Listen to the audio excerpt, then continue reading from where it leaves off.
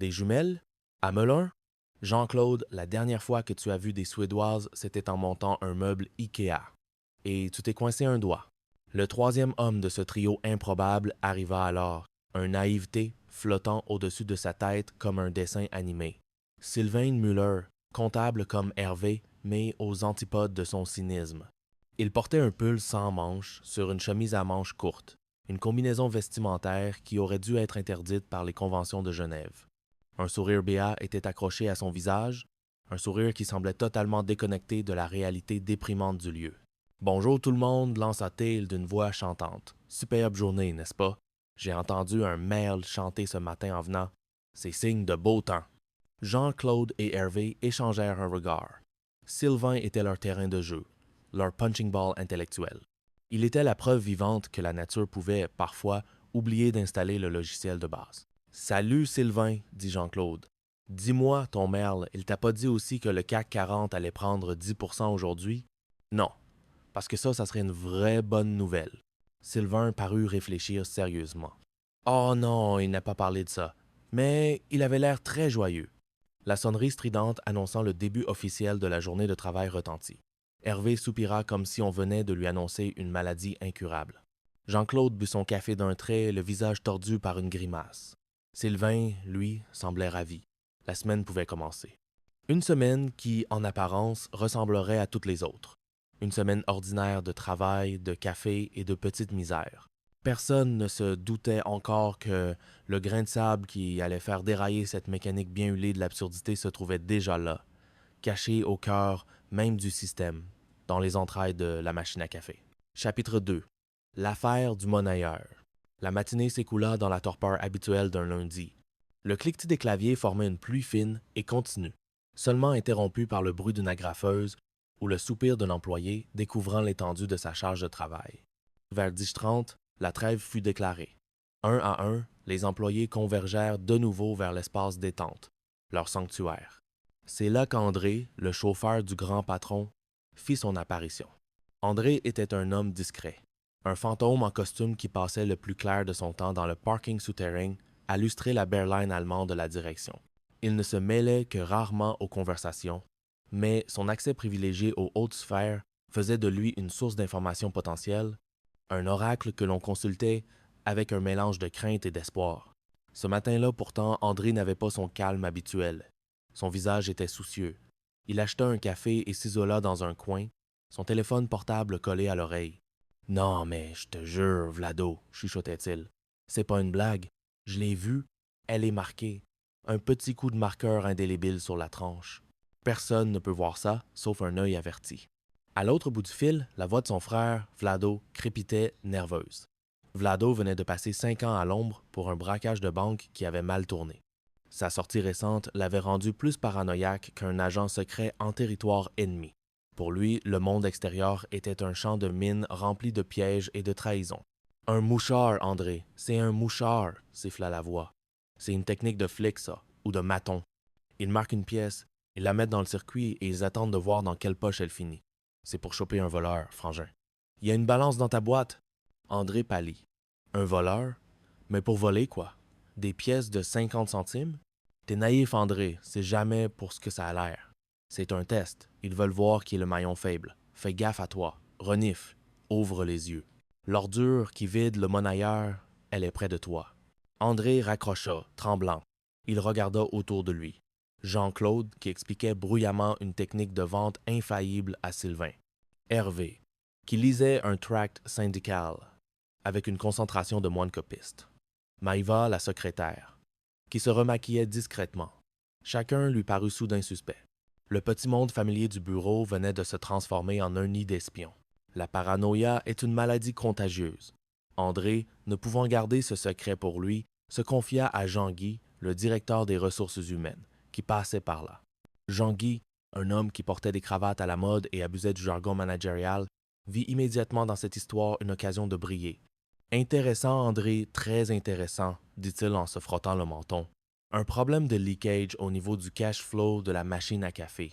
Il nous faut mettre en place un process pour identifier la source du dysfonctionnement. Une cellule de crise peut être. » La nouvelle, déformée et amplifiée par le prisme du vocabulaire de Jean-Guy, se répandit en moins de 10 minutes. À midi, tout l'étage était au courant. Il y avait un voleur, un traître, un complot se tramait autour de la machine à café.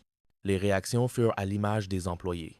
Hervé y vit immédiatement une manœuvre de la direction pour justifier une future vague de licenciements. C'est classique, expliqua T à qui voulait l'entendre. Il crée un faux problème pour diviser les salariés et affaiblir le front syndical. C'est dans le manuel du parfait petit patron. Jean-Claude, lui, était fasciné. Un mouchard, une balance. C'était du jargon de professionnel. Il se sentait transporté dans un film d'Olivier Marchal, 36 quai des Orfèvres avant l'heure.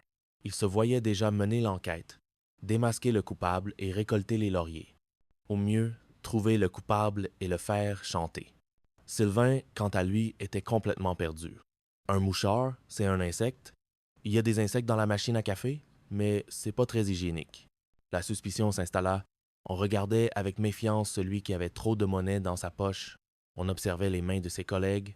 La machine à café, hier encore symbole de convivialité, était devenue une zone de haute tension. Un objet de délit potentiel. La guerre psychologique avait commencé. Et tout ça pour une pièce de 50 centimes marquée au feutre. Le théâtre de l'absurde avait trouvé son premier acte. Chapitre 3. La tombola pour la Roumanie. Alors que la psychose du Monnayeur Gate commençait à peine à infuser les esprits, une autre affaire, d'une nature bien plus ouvertement crapuleuse, se jouait dans le même espace-temps. Vers 11h30, alors que la pause déjeuner approchait, deux silhouettes miniatures firent éruption dans le bureau. C'étaient Kevin et Jason, les fils de Jean-Claude. L'un avait 10 ans, l'autre 12, mais ils possédaient déjà le regard calculateur et la démarche assurée d'un VRP chevronné. Ils se dirigèrent directement vers leur père, qui tenait salon près de la machine à café. Une dispute feutrée éclata aussitôt entre les deux frères. « Pourquoi tu rigoles quand il dit que je fais le roumain et moi quand je dis que tu fais le guet ?» lança Kevin, l'aîné. « Parce que tu sais rien faire, t'as pris tous les gènes de papa, » rétorqua Jason le cadet, avec une logique implacable. « Ah ouais?